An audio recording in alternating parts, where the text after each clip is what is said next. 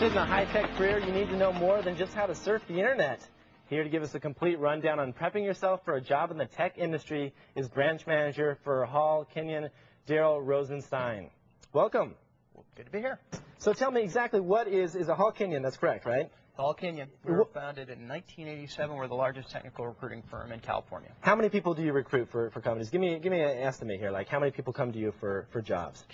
It's in the tens of thousands. So many people want to get into tech right now. There's so many people that want to get into tech. There's a lot of people who are in tech that are looking to make a transition from one specialty to another.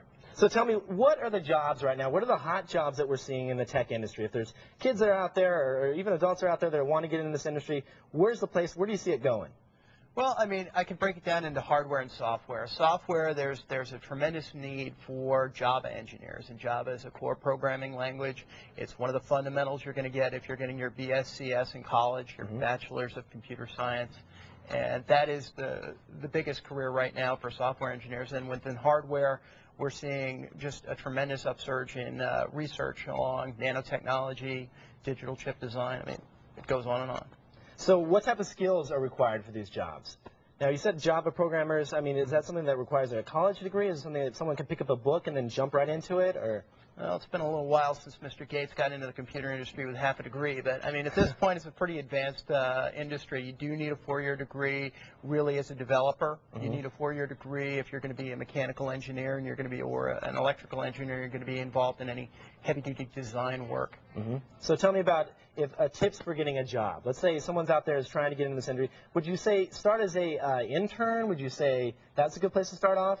Did you start as an intern? No, I didn't. You didn't start as an intern? Well, pretty much everybody else in this show did, and for a good reason. It's the best entree into any company. One of the things that you're going to learn as an intern is how a company works, what the different kinds of jobs are, whether you even like it or not. As opposed to just kind of getting your first job out of college and it's like, ooh, I can't stand this. Right. So a good place to start off would be an internship for sure. I mean, we have a lot of interns here that we've actually hired on. Yeah. As Dan was an intern here. It seems to be the place to go now. I've seen, one thing that's been popping in my mind is I've seen a lot of these little schools out there, little two-year schools, like for certain things like web design and multimedia. What do you think about those versus the traditional like four-year college or things like that? I didn't roll my eyes then, did I? No. A little bit. Well, I think that if you're going to be in a high-tech career, you need a four-year degree.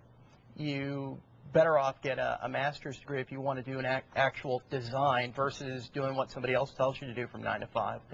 The two-year schools are good for kind of tweaking out an existing skill set you have in art or in media or in writing. You know, they're kind of they're a great way to differentiate yourself from the crowd. But they're not as important as a fundamental. They're not a fundamental career, I would say. So let's say you get done with school, you've landed a job interview. What can you say are some tips as far as actually getting that job once you've landed the interview? As far as getting the job? Yeah. It's going to hurt, but, you know, if you're, like, in the interview, you kind of want to look a little more like this than like that. You know, just, this is how you know, in the interview, you kind of want buttons, you know, go all the way down. Jacket's nice. See, now this is how I got my job, though. I came in a T-shirt and jeans. You know, this is just a great place. What can I say? Tell me something, though. I have a feeling, I personally feel that if you have the skill set and you have the resume, that you can back yourself up. Does it really matter about dress so much? It's a matter of impressions management.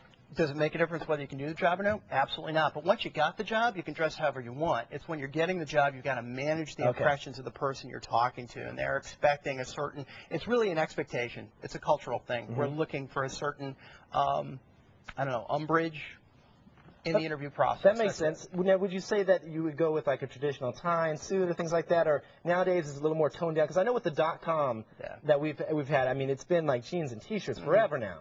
So would you say that things have kind of changed, shifted a little bit? It's a little more casual when you're going to the interview? Definitely. I mean, it's a better idea to wear slacks, an Oxford, you know, jacket. You don't have to wear a tie as much, certainly not in Silicon Valley, you know. But you're never going to be penalized for wearing a suit. You may come off looking as a bit of a geek if it's the right kind of company, but you know, that doesn't happen much. So how about interview questions? Is there certain things that people should look out for? How do you prepare yourself for something like that? Say you're going to sit down with a Microsoft or something like that, where you know they're just going to throw some outrageous questions at you. What type of groundwork should you do ahead of time to prepare yourself for something?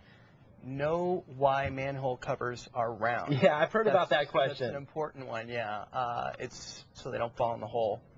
A little tip off. I don't think you're going to get the job because of that. But basically, know what the company does. Know what their product is, have a good idea of what their competitors are about, have read up the media on them so that when you're talking to the interviewer who works for that company, you can show a little interest and passion about what company they're working for right now. Now, is there any websites that you can go to research companies, things like that? I know you had a couple of resources for us. There's some great sites out there. I mean, my favorite is Hoovers.com. I have Hoovers right here. Let me pull that up. Now, this is just a wonderful site because what it has is by industry it breaks down what you could be looking at from software to hardware to digital to communications. And not only does it, if you plugged in like Microsoft, let's just do that. Okay. It's like the de facto giant killer of all software companies. Okay, here's Microsoft. Started by a hacker. Okay, here we go. What you have is if you move down in this... should I go too far? You want to go back just for a second. But you see on the left-hand tab under the company, you're going to have a competitor listing. And that's actually going to tell you all about the companies that are competing against Microsoft, that are going to be other companies for you to approach, for you to interview with.